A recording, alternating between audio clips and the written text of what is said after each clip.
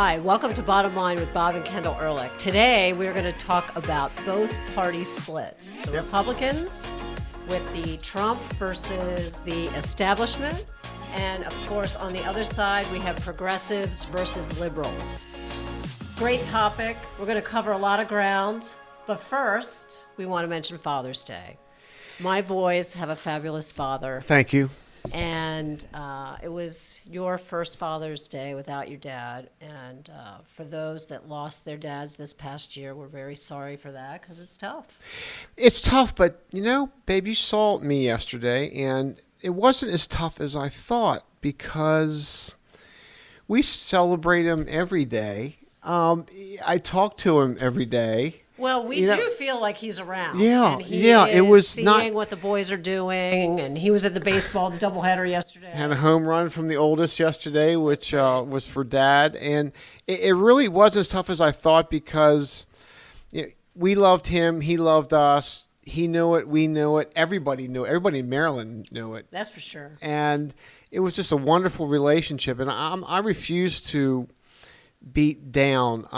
We celebrate that relationship. We celebrate the relationship you have with your dad, terrific dad, my dad, terrific dad, and we celebrate dads generally. I mean, we are big time in the family, not to make this political, but there is a political aspect to it. You know that parts of the intellectual left over the past few decades have gone about the business of degrading fatherhood, males, dads generally in the household. And set up a system to reward that, quite frankly, through the welfare system.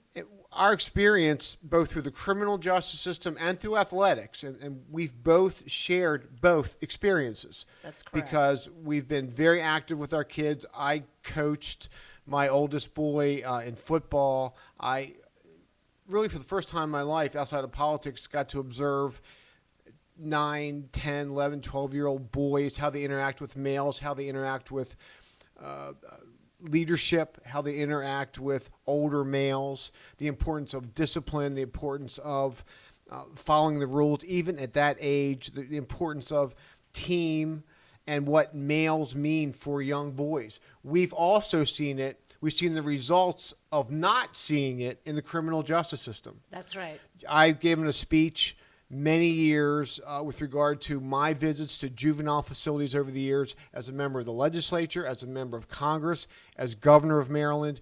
We've seen the very tangible results of kids raised without dads. You've lived it through your clients when you were a public defender. Without question.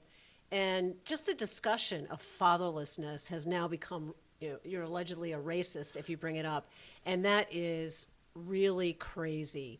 What's so important is to see especially I saw it on those fields, young boys looking up to a man, a role model.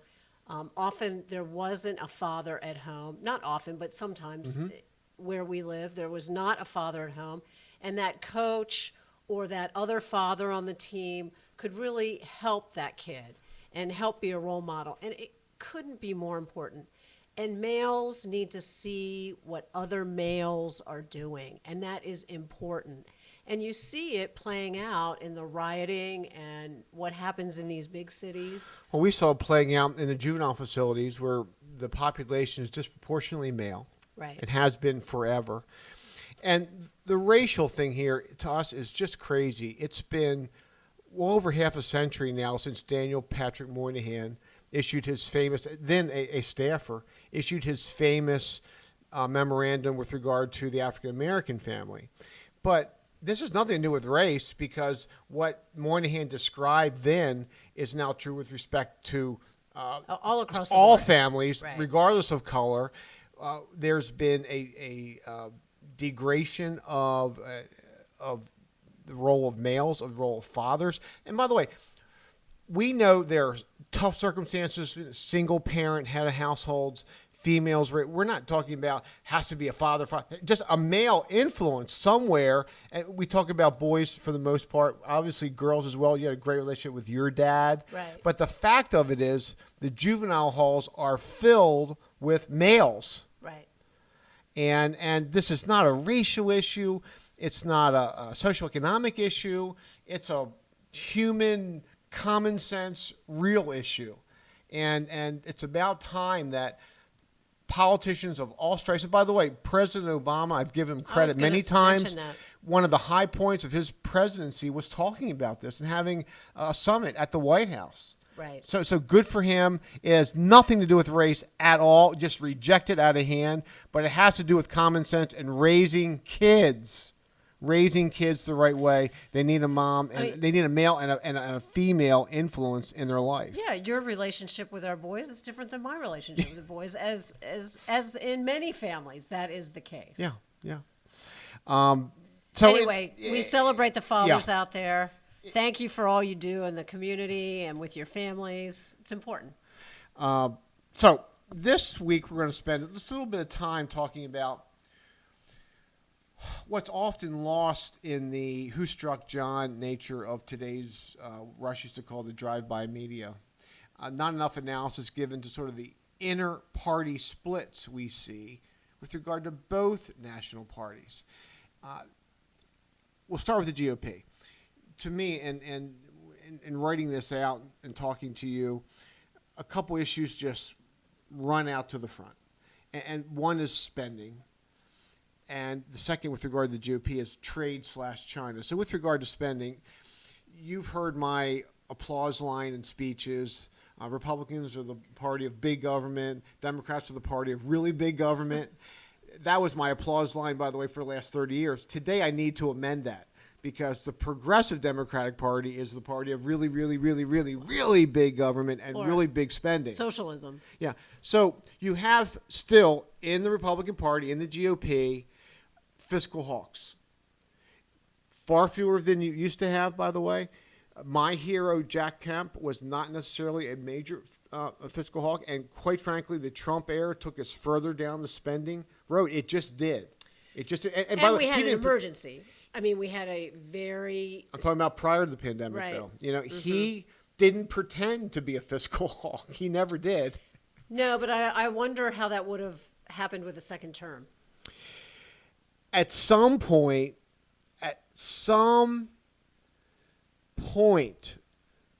the American public is going to demand some sense of fiscal responsibility from Washington as long as it remains an intangible issue. You can't touch it. You read about it, you're supposed to be concerned about it, but most people, all people, for the most part, on a daily basis, week to week, month to month, do not see what, for instance, interest on the national debt means, what that number is. So it doesn't come home to them like war and peace and social issues and whether you have to wear a mask at the Wawa.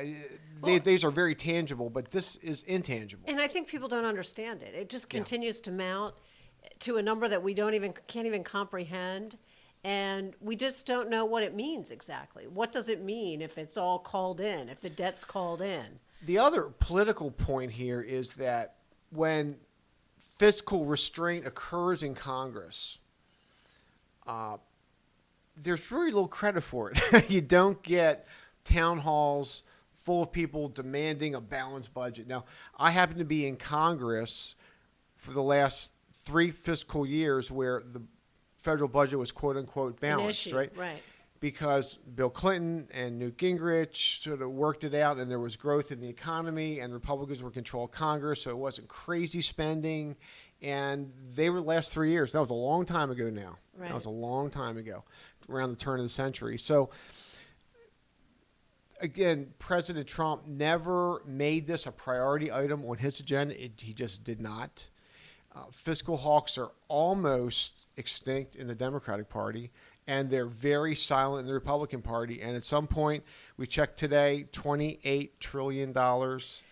And there's and certain counting. welfare that's always off the table, Social Security and Medicare, Medicaid. All The entitlements. all the entitlements are always off the table because congressmen and women just don't want to touch that. They don't want to say no to their constituency. And what people do not understand, we'll leave this, I want to go to number 2, but just remember this. When you're talking about a dollar, a deficit dollar, 2/3 of the deficit, 2/3 of federal spending is entitlement.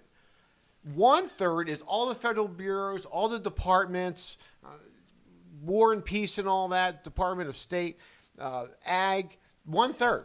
Defense. 2/3 are the entitlements, Medicaid, Medicare, principally. So, again, this is a split in the Republican Party. It's not a split you hear a lot about, but it's very real nevertheless. The big split that the press has paid attention to, but that truly divides the establishment Republicans from the Trump Republicans, is trade and China. Right. And you saw him, those who paid attention to Trump rhetoric over the years were able to watch speeches from the 80s and 90s, early in the new millennium, about China. He's been talking about it for decades. He has. And so he brought some bona fides with him to this issue. Now, I've lived this. I represented Bethlehem Steel in the House, in Congress. I saw what unfair trading practices did to the American steel industry. I also saw what legacy costs did to, and bad unionism and bad management and just bad generally, bad business practices due to domestic steel industry. But part of that, nevertheless, was unfair trade practices.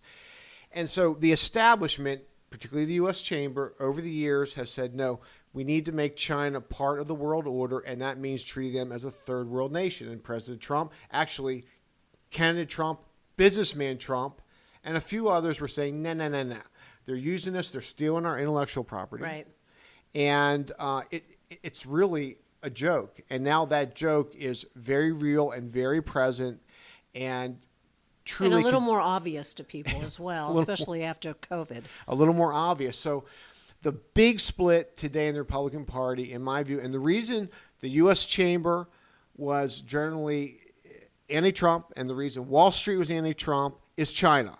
Whether you're talking about intellectual property, we're talking about the NBA, big tech. The NBA, for example, wants to sell lots of jerseys in China. It's all about the marketplace, but the president wanted to take care of America first and to bring manufacturing back that had gone to China and really promote America first. And the rest of the world doesn't like that as much. But I'll tell you what, the people of Middle America do. So today we have this gigantic philosophical split, again, between chamber types. It's not fair to all chamber types. We just note that. But between the establishment Republicans, sort of the free trade wing of the party, and I like to say I'm a free trader, and I generally voted free trade, but I also, over time, particularly in the Congress, particularly watching what was happening to our steel industry, saw what unfair trading and dumping practices, the Korean steel, for example, just dumped on the in Baltimore, Maryland, at the harbor.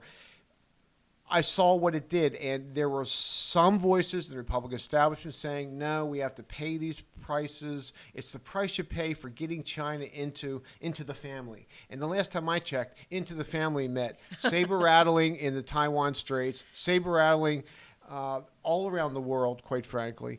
And now suddenly China is a real economic competitor. And we need to pay attention to that.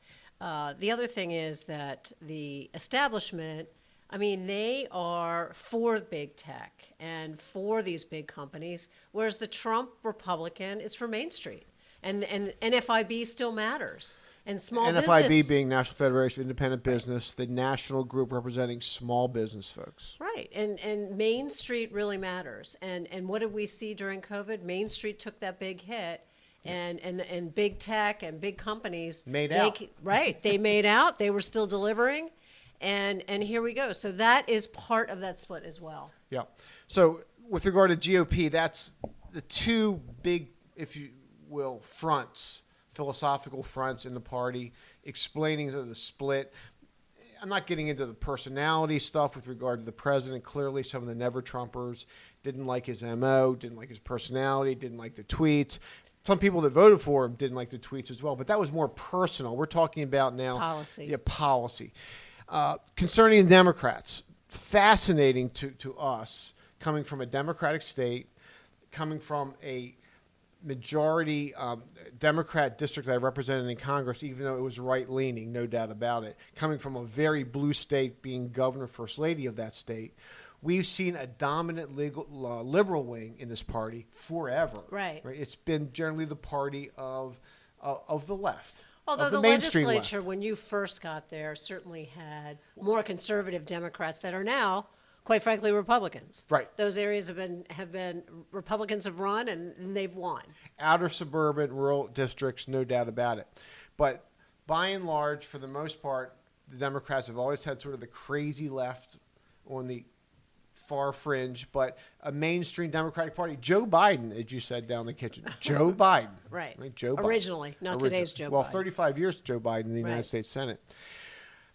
So today, interestingly enough, through a combination of factors, including George Floyd, no doubt about it, including prior to George Floyd, a very strong, young, uber progressive wing coming about within the party, challenging traditional liberals in primaries, and in some cases, AOC, for example, winning very interesting and competitive races in Democratic primaries. As a result of those wins, the Democratic Party has moved further left. You still have, though, establishment liberals. You still have some establishment moderates, quite frankly, in the Democratic Party. But for the most Like part, Professor Dershowitz. one of your favorites, right? Well, I mean, he actually believes the Constitution applies to everybody. What a traditional He thought. fought for free speech Yeah. in the 60s, and that's the other thing about our perspective. You know, we've lived long enough now to remember what the 60s are like, what they fought for, and we're longing for that liberal to reappear. We're going to talk about that in a second. So concerning the split, you have, again, as the Republicans split on some issues, energy policy. It is crystal clear concerning energy policy. Traditionally, that old New Deal coalition, the blue-collar Democrat union member, socially conservative but Democrat, blue dog Democrat, in fact, in many respects, in the Midwest, solidly Democrat voting, even down ticket for since the New Deal, quite frankly. And now, today, not so much. Not so much. You've seen it split over the years. Reagan started the split. Trump really accelerated the split, up ticket on these voters as the Democratic Party has moved left into green energy, global warming, that agenda. In this respect, the traditional wing Democratic Party looks much like the traditional wing of the Republican Party, including the Trump wing of the Republican Party, which is, when it comes to energy, all the above. Well, also, it's all of the above, but it's also energy independence. And that was rolling with President Trump. I mean, rolling. Pipelines, Anwar, we've been to Natural Anwar. gas. Natural gas, fracking, all of the above. We have wind, too. All the above. All of the above. But when it gets cold and it's not windy, you might have a problem. You might look When to they fossil froze, fuels. you might look to Texas, by the way, when they froze. And you know what no one talks about? The cleanest energy ever invented? Nuclear. We didn't practice that, by the way. Nuclear. And no one talks about it. It's inconvenient. Al Gore doesn't talk about it. The great environmentalists don't talk about it. The green agenda apologists don't talk about it. The lefties in Congress don't talk about it. But nuclear works. And it's still working. And it's clean. So, again, you talk about pipelines. For some reason, Keystone It was killed, working. but Russian pipelines appear to be okay with this administration. The natural gas fracking revolution was not understood well enough by coastal America, in my view. Talk about clean energy, CO2 emission reduction during the Trump years as a function of replacing coal with natural energy. Fracking became very demonized by the left. And I'm not sure why, because it was also thousands of jobs. Well, And small, poor towns, you know, Pennsylvania has a lot of those towns where the steel mills left and they really need something else to replace it. And they were coming back, many of them. high-paying union blue-collar jobs, people working with their hands, making, in many cases, six figures. Exactly. But again, not enough for the left, and the no fracking, no pipelines. And by the way, pipelines being the most safe way to transport fossil fuel. So again, blue-collar union jobs in the traditional Democratic coalition, alternative energy, and I don't know of one Republican who's against alternative energy. We're painted as this, as you know, fossil fuel party.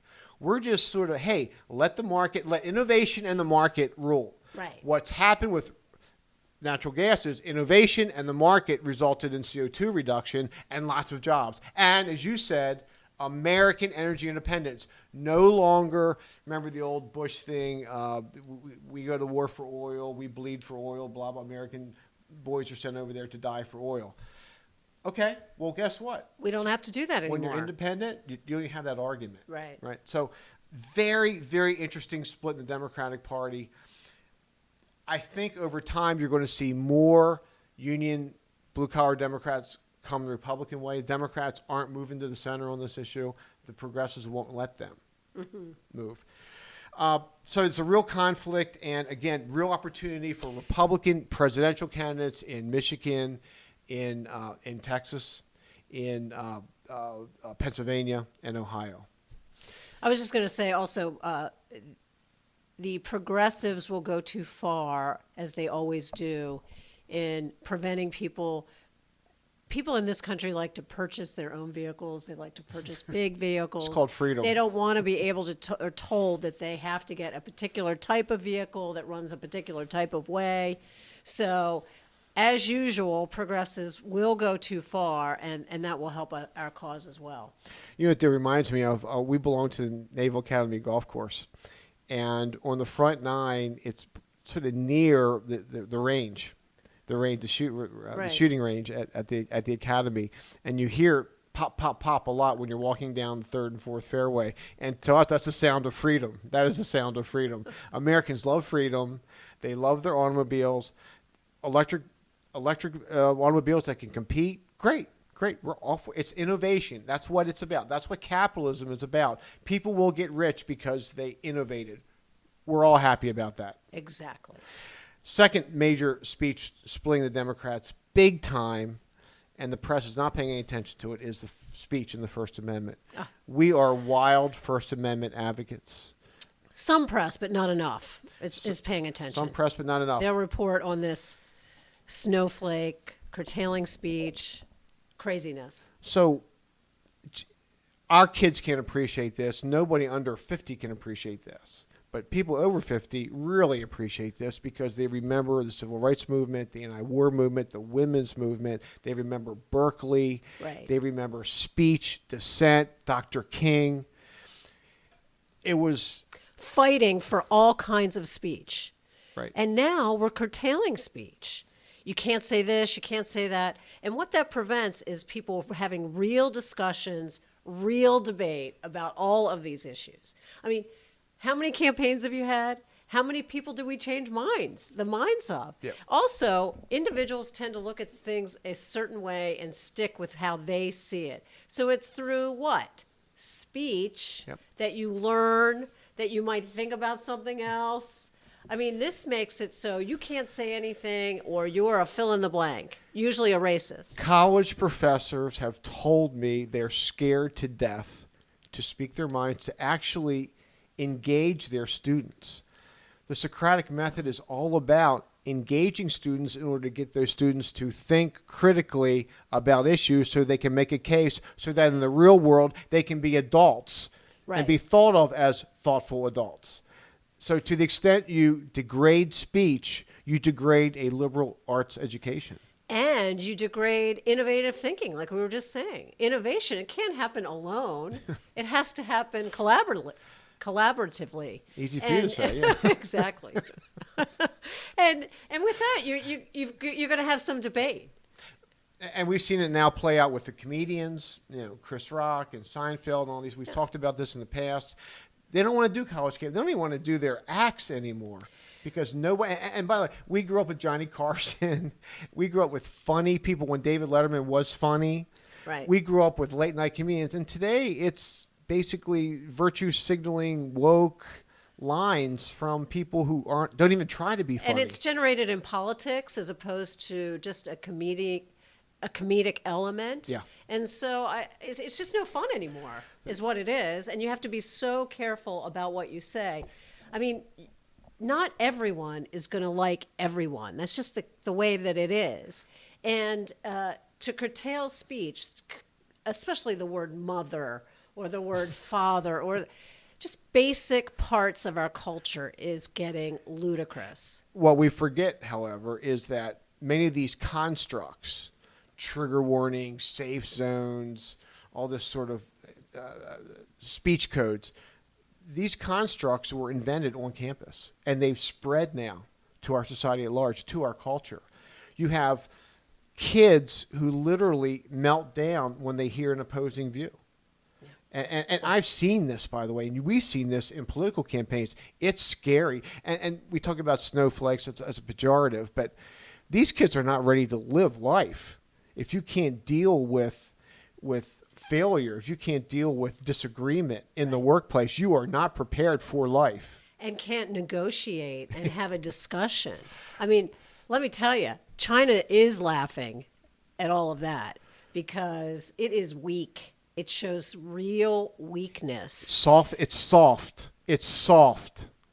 We talked about those Rangers at D-Day a few weeks ago. Right. They didn't have any speech codes Or trigger warnings. Navy SEAL teams and people that take an order and walk right into fire. Those folks are tough and they really understand liberty and freedom. So the bottom line to this issue in the Democratic Party is Berkeley then and Berkeley now. We crave Berkeley then. Who'd have thunk? Who would have thunk? Last issue concerning the Democrats and the split is police. Oh. Now, this is interesting because I've told you when I went to the Maryland legislature in the 1980s, I saw how anti-police rhetoric was good politics in some districts. I learned that. It was interesting to me. But over the years, nevertheless, most police public sector unions continue to support Democrats because of labor issues, not law and order issues. The rank and file police and firemen for that matter, same thing. Although they voted Republican, the rank and file endorsed Democrats, gave money to Democrats, lent their operational resources to Democrats in elections. What's happened with this defund movement is this huge tearing open of that sort of status quo in the Democratic Party. Now you have even police unions saying, Democrats might be with us on labor issues, but enough is enough. We're voting for Trump. We're supporting Trump. We're endorsing Trump. And we're giving him our money because this other side now is literally against us. Look what happened in Maryland. The protection for officers not to be sued, take it away. Qualified they immunity. Can be qualified immunity. They can be personally sued. Under certain circumstances, yeah. How are you going to encourage people to go into that profession when that's the case? Well, what's interesting here is, again, this is interesting to us watching the other party because we know many of them. We're in Maryland. Many of our friends are Democrats. I needed Democratic votes to win all my races, regardless of what office I was running for. We know most Democrats don't support defund police. Right. We know that. We also know, however, that many liberals in office and outside of office are scared to death. Right, exactly. To speak up. Like you said, it's good politics. And it's good politics in some of those districts. In some of those districts. That aren't familiar to us, that didn't have your type of voter in them. And they actually believe in that. And ironically, those are the communities that need the police the most. Well, that, of course, which is is really the amazing. ultimate irony here. And we see some members, typically minority communities, African-American folks, Asian folks, whomever it is, doesn't matter, Hispanics, speaking up now more and more saying, are you crazy? Who came up with this idea? Defund the police? We need the police. We want the police. This is where my business is. This is where I derive my living. This is where I send my kids to school. This is where we choose to live out our American dream. And you're going to defund the police. But again, too many traditional liberals in our view, and we have many friends who fall in that category, are fearful about standing up, speech and police being very, very, very interesting examples of this new phenomenon. So I do believe that the defund police movement is going to lose momentum of its own accord. I do too. It's just so Crazy. And you saw, but this week, we saw an entire riot unit. Was it Minneapolis? Which city was it? I'm trying to remember. It may have been Seattle. Just quit en masse. They quit. That is not good. We see premature retirements. We've talked about this on past shows. We've seen people that we know, people that we love, career police officers saying enough is enough. We're not putting up with it anymore. So, again, the third issue concerning splits. Think about these splits within the major parties as the midterm elections begin to roll around. We'll talk more about it as time unfolds, but it'll be interesting to see how these splits impact 2022. And be informed about those candidates out there. Ask them these questions to find out which split they're in. It's important. Thanks so much for listening to The Bottom Line with Bob and Kendel Ehrlich. Please follow us on Twitter at Earl Bottom Line, at Bob_Ehrlich, and at Kendel Ehrlich. Also, we love to hear from you through email at ehrlichbottomline@gmail.com. Thanks, everybody. Godspeed.